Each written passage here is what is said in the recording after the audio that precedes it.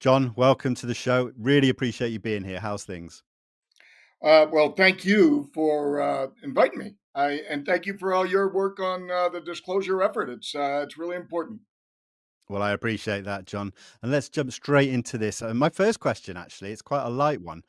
Are you aware that there is an X page dedicated to you called the John Blitch? Let me say, it's called the John Blitch Society. What? There we go. That is crazy. Who? That's a prank. I bet you that's one of my SF buddies that's doing that. No, no, no. I think it's run by a gentleman called Grider, and they're quite active on there. I'll send you the link following the interview. But yeah, I saw it and I just thought I'd Wow. see if you'd heard of it. But there you go. Oh, geez, that's crazy. Well, thank you. Thank you for telling me that. I'm not sure I want to look at it. It depends. As I've said before, I've kind of tried to insulate myself from social media for a variety of reasons. I originally came on Facebook back in the day to spy on my daughters to see who they were dating, right? And since then, I've kind of pushed away. But well, thank you for telling me that. No, my pleasure. Now, John, listen, you've got such a massive military and scientific background, which we don't necessarily have to go into. What I'll do is, for anybody who isn't familiar with your story, I will leave some links to other interviews that you've done recently because I don't want to just repeat the same stuff. But I will ask, though, how you first became interested in the UFO subject. Yeah, it's interesting. I didn't dive into that very much with Ross because I didn't want to I didn't want to get into the dreamscape aspect of things. But from a very young age, I had some very problematic nightmares that I thought all kids had, and it turned out not all kids have that. And my father, who was an aerospace physicist, um, had a lot of books lying around about this topic. And it was really interesting to me because he was such a rigid, skeptical thinker, scientific, overshadowing on everything. I mean, it didn't matter what we were talking about. There had to be, the scientific method approach to it. So a lot of my books in my this side library versus this side library. Actually, I've got a bunch of his books on both sides because he was a professor for a while. So I actually got into it kind of from him, and he was like J. Allen Hynek and a lot of other folks that got into this, in the '60s. Actually, for him, probably '50s and '60s. Um, they flip. At some point. There's a tipping point, and it flipped him, and he really dove in deep. So I think for J. Allen Hynek and my dad, that case was the Lonnie Zamora case in Socorro, New Mexico, because a lot of people aren't maybe aware of the nuts and bolts evidence of that, but there were footprints in the dirt just outside there. So you got footprints, you had elevated radiological measurements that Air Force officers were taking. I shouldn't uh, refer to myself as an Air Force officer. I was an Army officer and I was an Air Force scientist. So sometimes folks get that wrong. But anyway, yeah, so that was pretty much through my dad. Did you and your father just to have these like regular discussions on the topic? Was it something that you were able to just converse about? When I was younger, no, I didn't. I don't think he wanted to talk about it. It was very frightening for him. And my heart goes out to parents who struggle with kids who are missing for hours, right? There's nothing more terrifying as a parent than that. So I don't think he really wanted to talk about it. He was always, you know, toting the party line that there's no such thing as monsters. There's no such thing as big-eyed, scary guys. It's all in your head. Don't worry about it. And then I remember backing him into a corner at one point, and I asked him, did you remember that dream I had? And I came screaming into your room, blah blah blah. And he was like, and he was kind of like Bob Dean when I confronted him with the MyLab thing. And he looked at the ground, he looked at the floor, didn't want to face me, and then he finally looked up at me because he was always a very straight shooter. Sometimes a little too straight. I wanted him to bend a little bit. He wouldn't. And he looked me straight in the eye and said, yes. And I said, so what'd you think? He said, I don't know what to make of it. And that's the way he left it. So it wasn't until much later in life, after my first wife and he got into some really deep discussions about consciousness and so forth, that he really started to open up a little bit. But yeah, so he really kind of avoided the situation for the most part, but he left his books around, and I was drawn to that. It's kind of like, it's kind of like a horror show, right? You don't want to look. Well, yeah, but you're So still compelled to look. yes, and I don't think he liked it. I don't think he liked that I was reading him.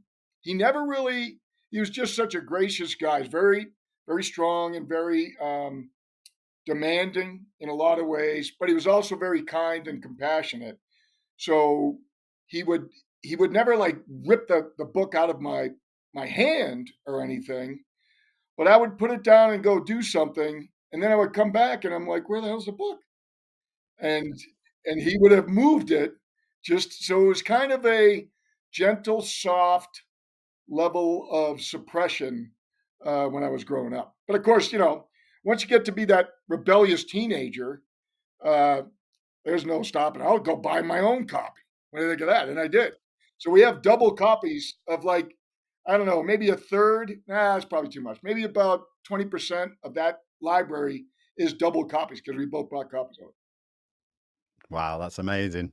And listen, I just want to pick up on the point that you made there, that you touched upon the Lonnie Zamora case from 1964. Now, in that sighting, Lonnie witnessed these beings walking around this kind of egg-shaped craft. And you've mentioned in some of your interviews about dreams and consciousness. So, we've got different potential types of entities, from physical beings, biological beings, to maybe more ethereal beings. How have your views changed over the years with regards to potentially what these beings represent, or their origins? Yeah, that's a great question. So for me, the I was 5 years old during the Lonnie Zamora flap, I guess, if you want to call it that. And I remember going to the Hayden Planetarium, which is at MIT. There's just several Hayden Planetariums, the one at MIT, and they did a show specifically on um, UFOs in this case. And the way they described it was was very compelling, as you might expect from a rigid scientific area like that. So that planetarium, and I remember seeing all the pictures that were coming up and all the newspaper articles. But a lot of folks don't realize that there were many other witnesses. It wasn't just Lonnie. But for me, if you can't trust a police officer, right? What does he have to gain from this? He has nothing to gain but going down the tubes. And so that physical evidence, especially those footprints, that convinced me these aren't ghosts. This isn't an apparition. He was a very religious man. I happen to know I've been to Socorro many times as both a government scientist and as just a tourist riding through. Um, and so he was a. I know that's kind of a very religious area, and I I wanted to kind of think that maybe there was an apparition aspect to that, but those footprints and the burn marks on the bush, they were asymmetrical. So it wasn't like a fire ran through. It was specifically like half the bush was burned and the other half was totally intact.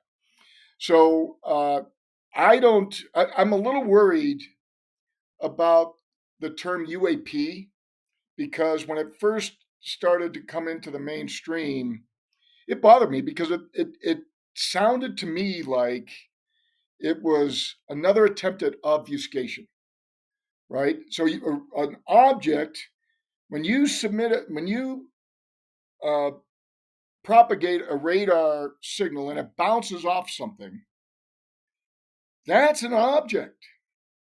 That is a solid thing. Sonar for USOs, underwater submerged or unidentified submerged objects. So they are objects. And to now come back after 70 years of cover up and start claiming it's a phenomenon, that makes me and other witnesses feel like, wait a minute. So you're just, it's a phenomenon that we don't understand. Come on. We have air defense artillery officers. If you can't trust this guy to determine whether or not that's a cloud or that's an airplane coming in to bomb friendly troops, then what's he doing in that job? You know? So for me, they've always been objects. Now, certainly there are orbs that are translucent and can pass through materials. Now, here's the other thing from a science standpoint. I have a very good friend who is a wonderful, a lot smarter than me, a classmate of mine from West Point. And I remember him telling me about how he would bring his chemistry class out to the football stadium. And he would put like a golf ball, two golf balls, and two tennis balls to show, that's the neutrons and the protons at the center of a helium atom, right? And he's like, okay, so where do you guys think the electrons are going to be? Where's that first shell, which is the only shell for that atom, right? And so they're, I don't know, maybe over there, 50-yard line, whatever. He goes, no, it's downtown. So an atom is almost all space. And that was when we were growing up, right? Now we know that inside that tennis ball and that golf ball, the proton and neutron, there's subatomic particles in there. So the notion of solid objects moving through another object is no problem. All you have to do is organize the energy. All you have to do is synchronize those orbits so you minimize the collisions. And even if there are collisions, there are ways that you can manage that. That's how a nuclear weapon works, right? You manage those collisions and you try to set them up so that they cascade into an explosion. So yeah, I don't have much problem from day one believing that these were solid objects carrying solid beings in them. Now, in the more recent time, especially with Jake and his earth-shattering, groundbreaking sort of revelations here, that he had this loving, very intensive, emotional relationship with this object that he was carrying. It's got to be an object if you're carrying it, right? That still makes me wonder. Could that object be a living entity? Could it, or is there a living entity inside that? I don't know. We got to investigate all sorts of possibilities there.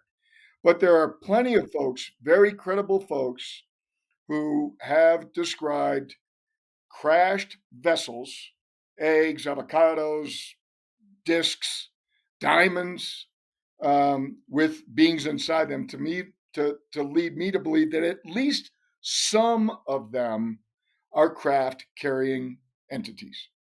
Now, they may be biological robots on there, some of them, who knows? Yeah, I mean, I suppose, would you subscribe to a particular theory, say extraterrestrial, or would you think, well, they could be biological, but still maybe interdimensional? Is there one kind of all of those different theories that does sit at the top for you? Yeah, well, for me, from my little slice of training, at West Point in physics and so forth. Look, I wasn't a good student, but I retained a lot of it because, arguably the people that fail a bunch, they memorize that better because as long as they're willing to entertain what they got wrong. But my knowledge, at least what I understand of aerospace physics, is the three are inextricably bound. So space time, right? So if you have if you have the fabric of space and you bend it so that you jump across this with a wormhole, or you surf it like the USS Enterprise, right? Surfing that warp, that wave. Um, by definition, space time, if you can bend one, you're bending the other. So, yeah, so that it's inherent. And what happens when you go like this? Are you crossing dimensions? Is this a dimension cross right here? Did that thing just go through several dimensions? So I think all three of those are intertwined. And this may also explain why there's such a concern with nuclear weapons, because the disruption that happens with at that subatomic level, at those energy levels that we're still trying to figure out, with entanglement and this immediate, and that's the other aspect of it, it's immediate, right? When you change the spin of this subatomic particle and it affects that one immediately, that's kind of mind-blowing. So I think part of this concern with nuclear weapons may have something to do with that. There's a disruption of space-time and dimensional aspects of the whole criterion, or the whole phenomenon. Yeah, that makes sense. So I think we've heard that before. It makes some kind of ripple effect that it continues out. Yeah. No, that's interesting. Yeah, and it's not just, and there are many experiencers who claim that they are told that that's the case. In this literature over here, many cases where they are specifically told that you dumb humans got to quit screwing around with these freaking nuclear weapons because you're messing with us. You're messing with a lot of folks you don't know. You know, so it's not just your own little anthill. That kind of leads me into my next question, actually. We hear that a lot of experiences, they receive messages, and there are individuals in the UFO world, let's say, that say these beings are here to help us, and they want to see us do well and not destroy ourselves. But I suppose the full question is, do you believe that there is benevolence and malevolence, or do you think these entities or whatever they are neutral?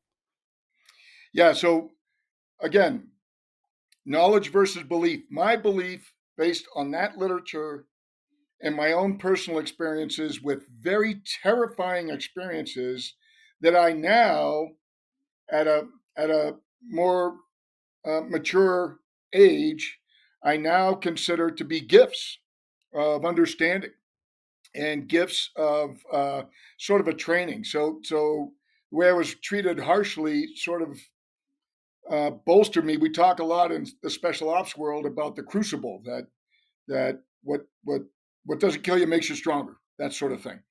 So I think that evolution of awareness, now I can look back on it and say, even though I literally wanted to kill him when I was younger. Terry Lovelace and I have talked about this at length. He stole his dad's pistol and had it up under his pillow, and he was going to shoot the monkey men when they came in. I think I had a knife or something, but it doesn't matter because we got paralyzed right away. So, but in any case, I think the vast majority of that literature over there says that they are less than malevolent. So that's a wishy-washy way of addressing it. There are plenty of cases of overt benevolence, without a doubt, and then there are many cases where experiences are healed. When you look at what happened with Travis Walton, arguably there was an accidental discharge off of that craft that killed him, and they brought him back to life. It took him several days, to heal him back up in his chest cavity, whatever his heart, his cardiovascular system. But he came back good, except for a shave, right? They didn't shave him, and that was another indicating interesting aspect of evidence. But then you also have a wide variety of other folks who uh, were healed from tuberculosis, for example, or bad knees, or life-threatening diseases. Especially some of the women who have had disrupted reproductive cycles, and they're heartbroken that maybe they've lost a baby, but then it turns out they're healthier than they ever were, and so I've got many friends who have been healed by these entities. So my approach, extrapolating from humanity, and look at our statistics: 1% of our population commits 99% of violent crime. So I don't understand why that wouldn't happen on a galactic scale as well. And the thing is, if Haim Ashed is right, and all the other folks, Paul Hellyer, Kathy Martin, and her group, if all of these folks are right, that there is a galactic council or a galactic federation, sort of like Star Trek. The fact of the matter is, no police force can prevent 100% of all crime, right? So kidnappings are going to happen. Still happens. It wasn't just Lindbergh, right? There's a bunch of kidnappings, and so if we're a tiny little village or a little township in the galactic society, yeah, probably going to happen. But I think that the notion that they tamper with our memories so that the trauma level is reduced, that is unquestionably a sign of compassion. Now, there may be a scientific angle to it as well, right? If you want to come back, so I know from my own research in behavioral science, if you want to do a longitudinal study, if you want to study a subject or a participant across time, you may not want them to remember anything, because every time you go check in on them or tamper with them or do whatever you're going to do, manipulate the factors, the variables in your experiment, you don't want them to remember. You don't want them to build that up. So it does make sense that they would do it for a couple of reasons. Number one, so that we still continue to lead relatively normal lives. Terry and I, and a lot of our, and Mario and Jeff Goodrich, we've all talked about this, that there's almost this gratitude. Thanks for removing that. Otherwise, we would still be paralyzed, and we'd fall all over ourselves in self pity. So I think it's a spectrum, and my personal belief is that it's a much more benevolent and maybe a tiny sliver of malevolence. But all it takes is one, right? So that's why the USS Enterprise should not launch without photon torpedoes. You need photon torpedoes and phasers, right? And you want those phasers to be tunable, so it's not binary. You either kill or don't kill. You need to be able to tune your response to whatever level of defense you need. I mean, these objects, these beings, they seem so much more highly advanced than us. And the question that always comes up, and it always seems to come up, is if they are that advanced, why do they crash? Oh, yeah, that's a great point. So here's an analogy that I use to discuss this with a lot of my military buddies. Imagine an MH-60, very advanced helicopter, uh, on a search and rescue mission for a downed pilot or maybe an astronaut that, whatever, and you land on this remote island. And on that remote island are uh, relatively unsophisticated um, occupants who have nothing but bows and arrows. Well, 100 bows and arrows, if they all concentrate that fire on one intake of one of those engines, you could shoot that thing down. Especially if the helicopter lands and shuts down and is sitting there, and you send out a couple of guys to go look for the pilot, and then before they can spin it back up, here come the arrows. Plink, it's kind of like Avatar, whatever. So I believe that in the early years leading up to World War II, when Italy and the UK and much of Europe were already in advance of a lot of the rest of the world in developing radar. That, especially in the late 30s, the U.S., as part of this collaboration, as things started heating up on each side of what eventually was going to become World War II, folks were just cranking up the power as much as they could. It was not an intent to develop a weapon. It was an intent just to extend the range of the radar, right? Extend the range of that thing. And so when you look at, again, this literature over here and the crashes at Cape Girardeau, Missouri, 1939, you look at crashes in Italy, right? You look at crashes. These are all alleged, right? But not really, because now we have folks coming out that we know there are crash retrievals, and I think Lou and Dave and all these guys are just this close to letting it out. And I love them all dearly. They're wonderfully heroic human beings. But I believe that's what happened, is that by cranking up the power on those radar systems, that they accidentally disrupted, maybe not the propulsion, but all you got to do is disrupt the navigation. I mean, look what happens to us. We're still flying airplanes into mountains in a snowstorm, you know. So all you got to do is disrupt the navigation and set it off a little bit, and the next thing you know, you're diving into the dirt. So that's what I think happened, especially when you look at Roswell. Now, here's the thing: where if you started to realize, whoa, this radar stuff, and you got to remember, 45, 47 time frame, mid 40s, we're vacuum tubes. We don't have any. We don't have any solid state anything. And so, as you're cranking up the power on these radars, and you realize, oh crap, and they might not have even seen this thing. Here's the other thing about the space time thing.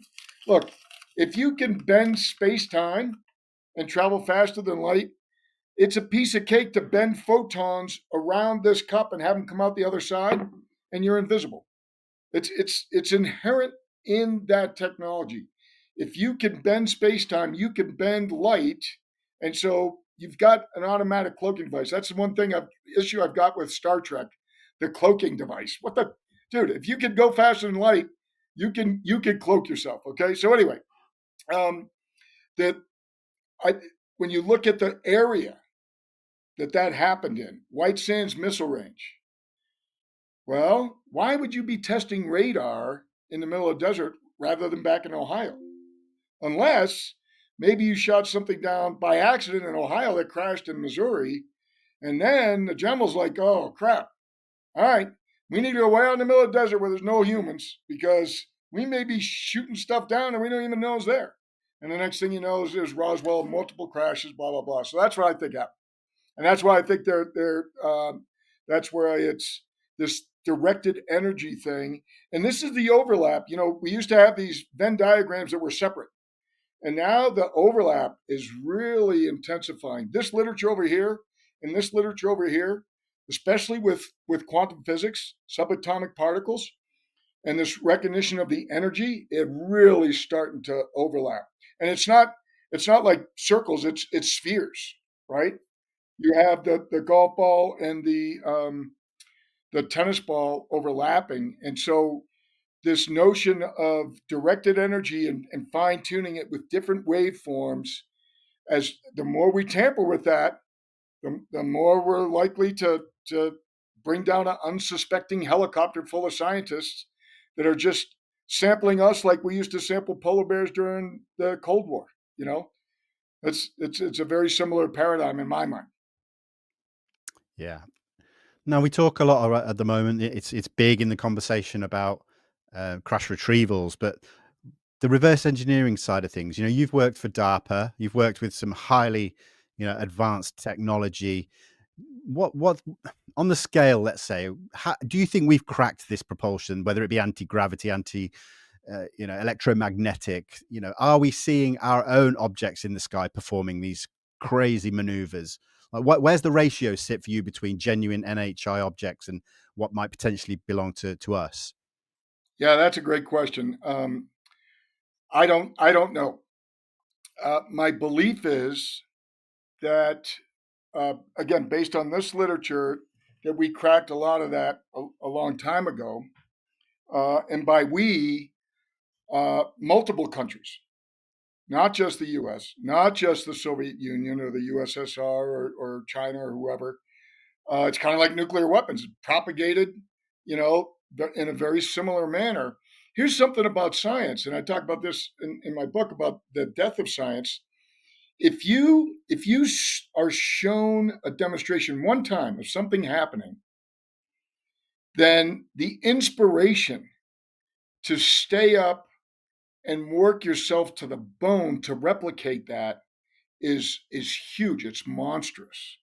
All you got to do is have somebody shine a light. Imagine you going back in time, Vinny, with a Zorch light, an LED light, right? And all somebody would have to do is see you click that on and off one time, and then blink, you come back to the future. You just inspired 100 scientists. Whoever saw you do that are gonna work their fingers to the bone, because the demonstration of that functionality is a hugely motivational aspect. But if you're not allowed to collaborate with the other 99 people that saw that, you're going to stymie your progress.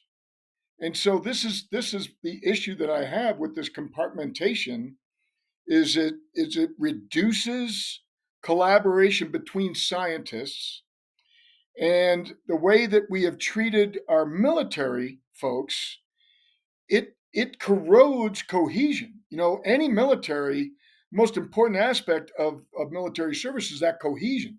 That's why a lot of us, after we retire, we still go out and get together with each other. I'm going skiing tomorrow with a bunch of my buddies. It's going to be a horrible gut check. I'm really scared about it, but it's fun.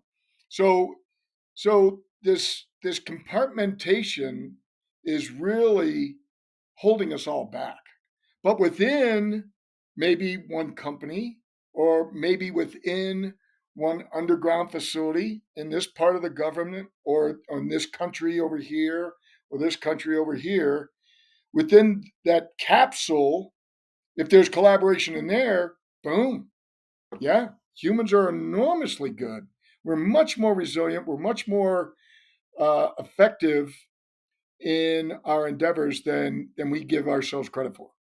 And so, yeah, I believe there probably is a mix as to the ratio. One of the things that many of my colleagues are jealous of me about is I've never been read in. I don't have the golden handcuffs, so I don't have to worry about my DOPSR clearance or any of the rest of this stuff that holds a lot of these other folks back. So I'm afforded the luxury of speculating wildly. But yeah, I do think there's very much a mix in each side, especially underwater. I mean, when you look at 2/3 of the planet, the surface. No, of course, yeah. It begs the question. I suppose I struggle with, if all of these countries have somehow cracked this technology, then, you mentioned with the nuclear aspect, that we saw that straight away. It was a show of force. You'd think that we'd be seeing this technology and they'd be used either for good or even in battle, maybe. Why the secrecy? Yeah. So there's several possibilities.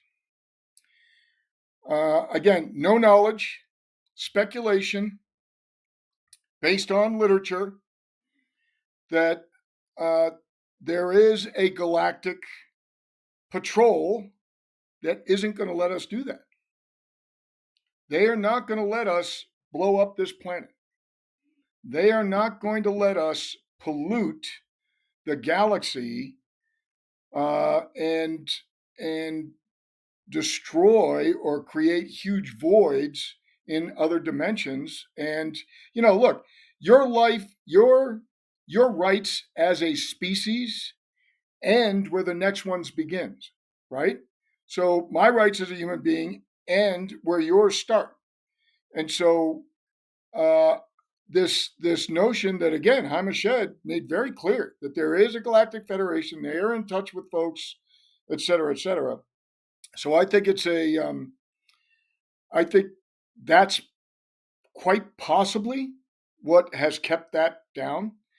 Uh, Secondly, there may be just a inner morality that as you get further and further into this and you go further and further down the rabbit hole and you start to realize, my God, we're not the only species in this galaxy. And then it's kind of this lightning thing, and it may just be that part of the path upwards is an increased awareness that, you know what, maybe killing people ain't the best thing, right? Maybe that's not the best way to spend your life.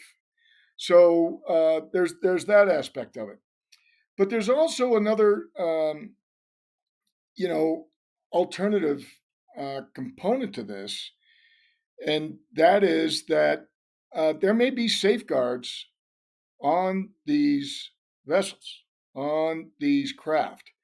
Bob Lazar talked a long time ago about this basketball-sized core that he couldn't get his hands to touch. It was as if he had magnetic gloves, and it was a reverse polarity, um, and he couldn't just get close to the magnet. And so there's been a few many sci-fi episodes about this where there's an inherent safeguard in the systems that you have to convey to. It's here's an analogy. The sword, right? King Arthur's sword. You have to, as Jake Barber said, maybe you have to resonate with this technology in a positive manner. Otherwise, you won't be able to activate it. There was a great, what was it, District 9, where it was in South Africa. Remember that? And that was a fascinating mechanism, right? Insectoid uh, beings, and they had these phenomenally powerful weapons, but the weapon itself was almost cognizant of who was using it, and so you had to convince it. So there may be that aspect to this as well, and certainly if I was designing, like I did, for DARPA, if I was designing weapons, I would certainly want to make sure that if my robots got captured, the bad guys couldn't use them against me. So I had an escalation of fail safes that I injected into that design, and we put a lot of time and effort into that. So that would be the ultimate, right? Now, maybe there's ways to get around that as if you get sophisticated enough, but there may be sort of an inherent morality in the technology itself, and that makes me able to sleep a little bit better at night. Do you ever worry that maybe this has just been a decades long psychological operation, just a control mechanism, and then we're still in the midst of all of that? What is it that convinces you? Maybe let me phrase it like this: what is it that convinces you that this is real rather than some kind of op? Well, the science of it, the data of it, as I mentioned to Ross, the bruises on the inside of my arm, psyop doesn't give you bruises on the inside of your arm. Psyop doesn't leave you, 7 hours, and then the next thing you know, you're in the back of a police car, that type of thing. So there's plenty of that. There's plenty of very nuts and bolts evidence. Roger Lear's books over here, where he describes surgical procedure after surgical procedure of extracting implants, and Lou Elizondo's book, where he talks about the as the surgeon is trying to extract the implant out of the military service member's body, it is evading him. It's moving around like a little torpedo under the skin. So that's pretty nuts and bolts. That now, could Lou Elizondo be a psychological agent? Okay, maybe. Could Roger Lear be a psychological agent? Maybe. But how many people are you going to have to really convince to to pull this off? So I was trained in psychological operations in the 80s as part of special operations. And the vast majority of that training was intended to overthrow a government. So we would parachute behind enemy lines into a tyrannical government, and we want to flip them and make them or release them, liberate them into a democratic sort of society, or at least support somebody else that was more aligned with our country's endeavors, right? So the vast majority of that is intended to disrupt confidence in a governmental structure. It's not to um, it's not to create false apparitions of angelic beings. I mean, maybe there is a rogue aspect of that, but here's the thing, though, Vinny, is across cultures. That's the thing, right? Is it psychological operations are usually within maybe one culture or two, but this is a global phenomenon across multiple languages, multiple cultures, multiple races. So I that's why I kind of uh, the psychological matrix sort of uh, concept. I have to acknowledge the possibility as a scientist, but Occam's razor kind of cuts through that pretty quickly and leaves us with what it is. Understood. Yeah, no, I appreciate that. I think sometimes I ask questions just to play devil's advocate slightly because No, I know. Yeah. yeah, you know what I mean? Well, let's talk about Jake Barber. Now, you've spent time with Jake Barber and I think some of the members of the Skywatcher team. And as this story has developed since it broke in January, we're starting to learn that Jake was involved with various aerospace contractors and things like that. Have you, without divulging anything that you may be told privately, are you aware of some of the story that maybe is not public yet? Um, I don't. Number one, I've not kept up with everything that's going on in the public, as I mentioned to you, all the social media and so forth. I will say that I have not divulged everything that I know about Jake, and that's just out of pure respect for him and his family. I've met his family. I've been over. We've spent some time together. I am absolutely convinced he is who he says he is, and his whole team. And I have enormous respect for them. So I have not been downrange with them yet.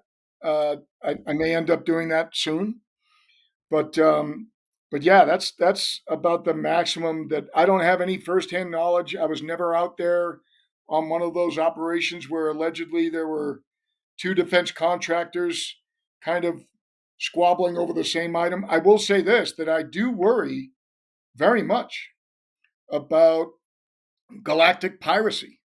That once a craft is down, it's scavengers' rights. And if you've got retired military people working for different contractors shooting and killing each other over a piece of metal in the ground, we got to do something about that. That's just, we can't let that stand. And so I have heard rumors of that, but I don't have any firsthand knowledge along those lines. But I do worry about that very much so. No, of course. I mean, that is extremely worrisome. Now, John, I know we're pushed for time. We've got a sort of hard stop around the hour mark. I've got a few questions here from some people on X and things that I really wanted to read for you. So, Mrs. SpaceX asks, how does he feel about the Epstein files bogus release and administration themselves, not knowing who is giving behind the scenes orders with the UFO disclosure? Does he believe there will ever be any kind of honest disclosure?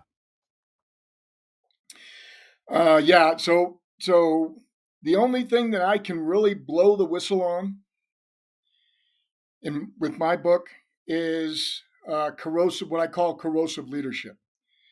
There's a good buddy of mine who was a Delta Force commander named Colonel Pete Blaber, and he's written several books on leadership, and he talks about toxic leadership. But I'm going to take it a next level further, which is corrosive. And I touched on that a little bit when I was talking about how if every time one of my troops came to me and with some sort of anomalous report, and I berated them and sent them to the brig, with bread and water diet or whatever. And I had that authority to do that for 14 days. Even as a captain in the Army, I could confine somebody to their room and literally feed them bread and water. That's part of the nature of what the empowerment that you have to keep people cohesive, keep them together under pressure. Ernest Shackleton is a great example of that. Anybody that is wants to dive into this really should read about him and his miraculous, I think it was 2 years, maybe a year and a half, survival from the South Pole. But the cohesion there is really, really important.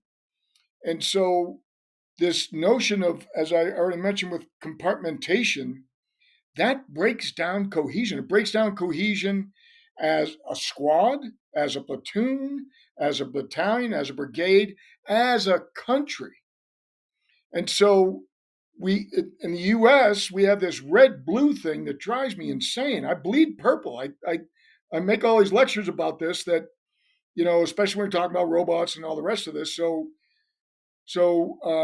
I am not okay with this continued obfuscation and dragging it out and continuing to say, yep, we're going to release it, we're going to release it, we're going to release it.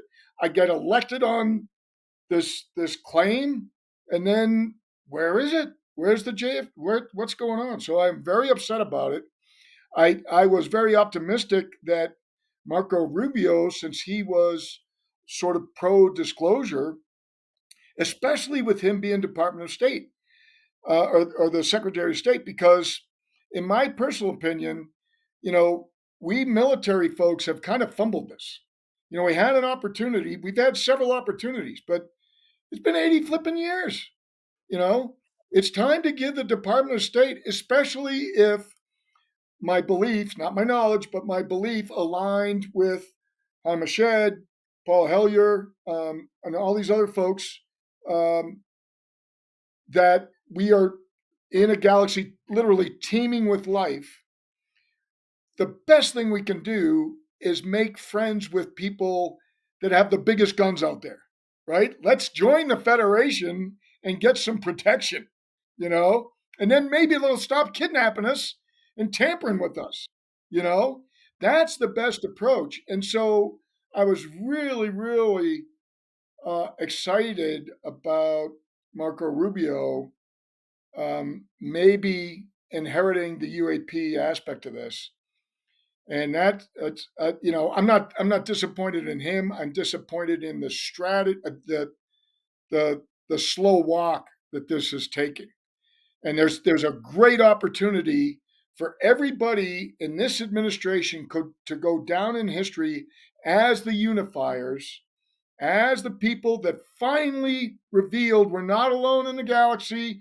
We can come together as a species, stop all the wars. We ought to quit um, squabbling amongst ourselves, and let's go out into the galactic society together as human beings. And it feels to me like we're fumbling that we're squandering that opportunity. So that's the best way I can answer that. I wish I had a better solution, but on the yin to that, or the yang to that yin, this notion that the technology may have some built-in morality, maybe that can help us, and maybe that's why we're still survived. That's why we haven't blown each other up yet with our own nuclear weapons. You know. Now, Mel Biology asks, could AI and machine learning be used to analyze UAP data more effectively?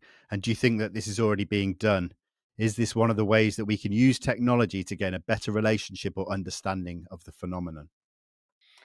I have no doubt that there are hundreds, thousands of my colleagues trained in AI and robotics, big data sets, large learning models, machine learning, who are already crunching through this.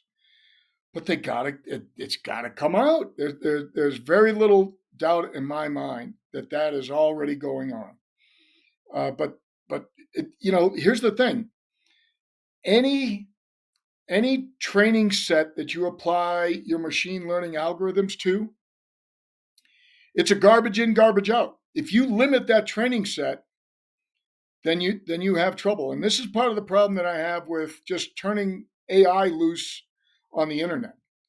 Because mark my words, humans don't look good on the internet, right? How you look at look at all the YouTube videos of humans looking like idiots, you know?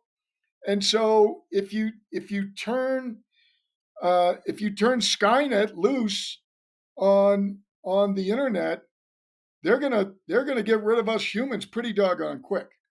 So you really need to manage the data that you're feeding to these algorithms, and that's where it really gets into a gray area, because you can manipulate that. In the behavioral science world, we call it well, there's confirmation bias, there's self selection bias. So just by the wording, I'll never forget this. My mentor was a brilliant guy, and I just love him to death.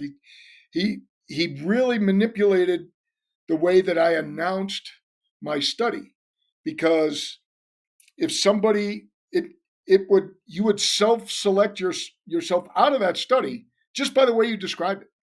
And so it's a really important aspect of it. And that's what I worry about that the most. That's why we got to get China and Russia and US and India and all, we got to get everybody sharing the data sets, sharing the information, and that way the conclusions that you come to with this machine learning are going to apply to all of humanity. If we don't do that, then you're just going to end up with a solution that applies to this one little village on this one little, this one little country on this little blue marble.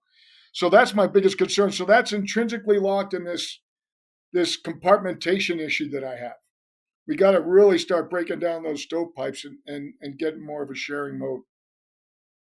Yeah, I mean, one thing that unfortunately does seem we are short on data these days, because a lot of what we do deal with is speculation. And, even though we have good testimony from people, there will always be people out there that want hard evidence on top of that. I suppose my last question to you would be, how do you deal with either skeptics yourself, or what advice would you give to people who are dealing with skeptics saying, that's not proof, that's not evidence, and kind of just completely poo-pooing the whole subject because they can't see it right in front of their face? I mean, it's a difficult subject to navigate at the best of times. So what advice would you give to someone as, to kind of keep going and keep motivated? Yeah, I love this question, and it ties back into the leadership question, because I challenge any leader who says, I don't want to hear about it because I want to be able to say, I don't know. That's willful negligence. That is cowardice. If you are going to lead your people, whether or not it's a squad or a platoon or a country, you need to absorb as much of the information as you can instead of saying, I don't want to talk about that. I don't want to hear about that. That is a cowardly way to deal with an issue. You gotta, so this is part of my fear fighter notion. If you're gonna, the best way to fight fear is to educate and collaborate and to understand your foe, whether that foe is somebody else getting in the ring with you, or it's an undecided, a mysterious illness, right? You you can sit back and surround yourself in a warm cocoon and say they're all good. It's no big deal. Just like my dad did, right? There's no such thing as monsters. The best way to fight fear is to go out and choke it out like a doggone MMA fighter, right? Get as much information as you can and wrap it around.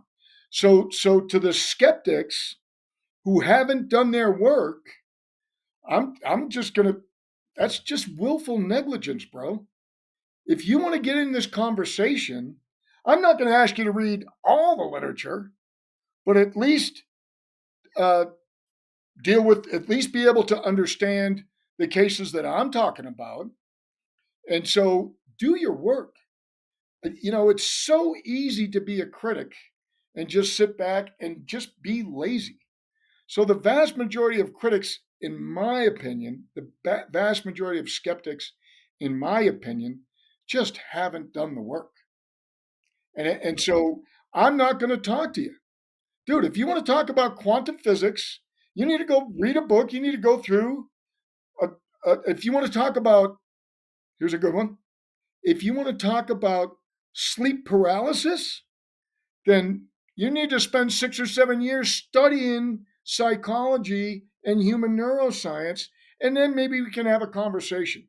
If you're just going to dismiss every experiencer as having sleep paralysis, I just don't have any time for you. And you can say whatever you want, you can go troll whatever you want.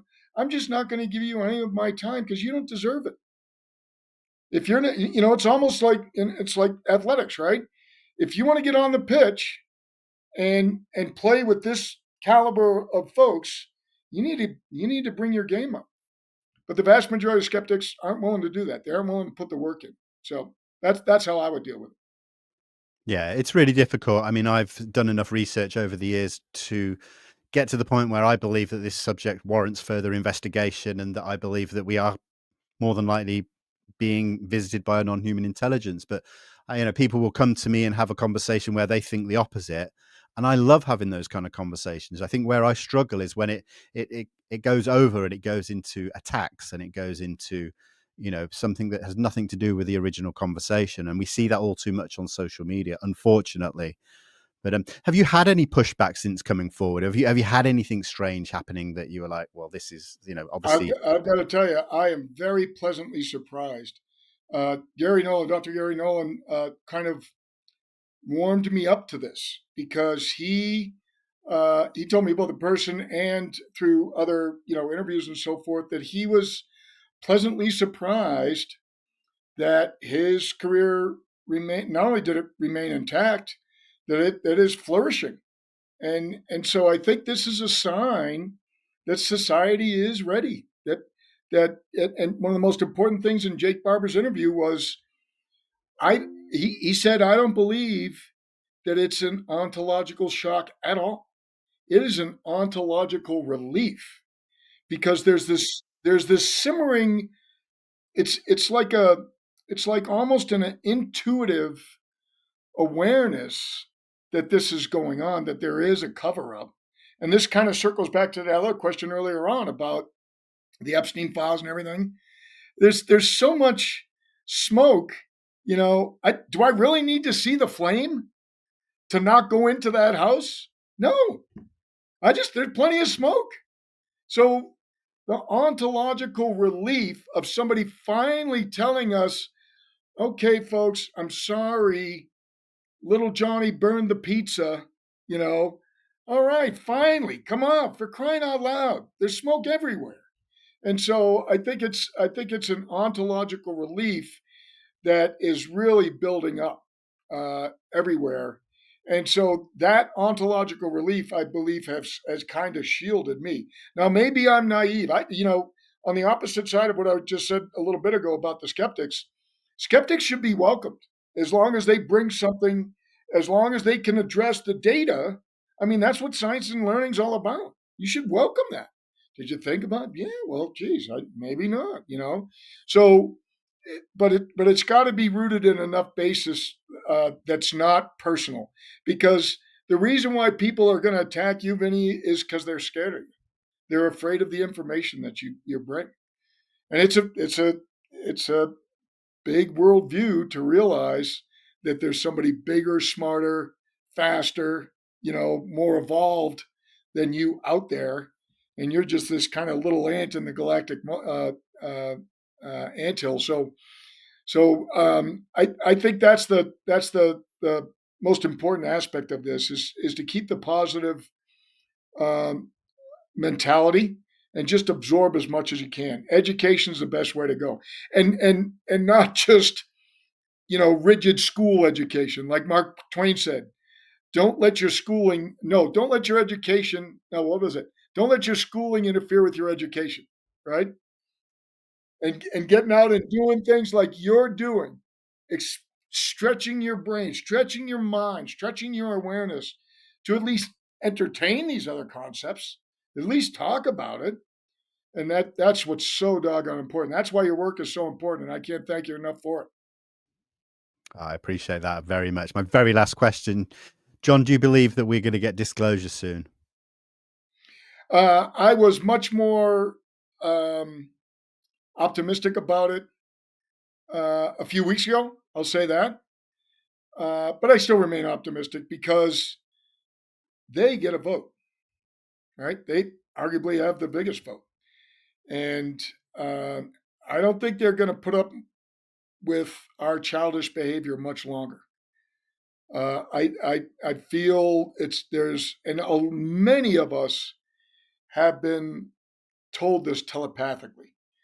And here's the thing about telepathy: it's not woo woo anymore. All you got to look at the telepathy tapes, right? They're all over the place now. So telepathic interaction is scientifically valid, and it's scientifically shown.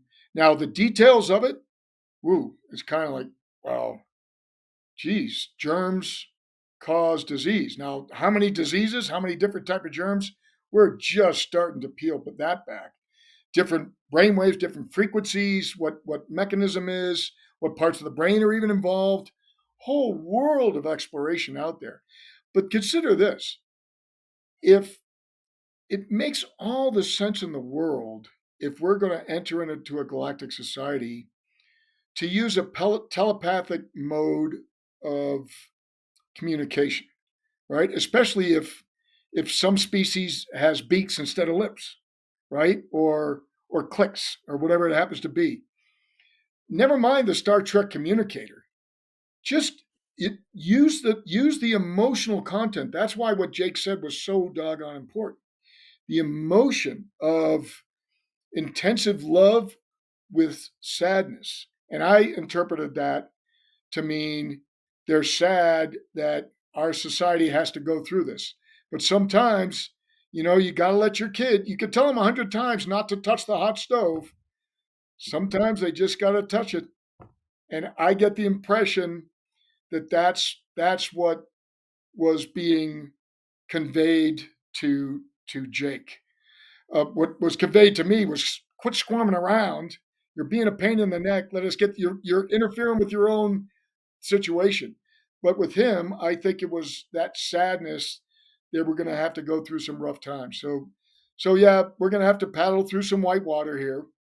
But there's an eddy pool of calm downstream. So just keep focusing on downstream. You know, that's that's the best way I guess I can address that. But yeah, I feel like there is an upwelling. There's an awareness, and look forward to the ontological relief that's coming. I like that a lot. I'm going to use that. I'm going to steal that phrase from you, the ontological relief. No, steal it from Jake. You're not stealing it from anybody. Jake shared that with you on his interview. There we go then. John, it's been an absolute pleasure. Thank you so much for joining me today. Really appreciate it. Thank you, Vinny. I appreciate everything that you're doing to educate the world and expand awareness. So important. That means a lot. Thank you so much. And we'll have to do this again in the future. Yes, sir. We look forward to it.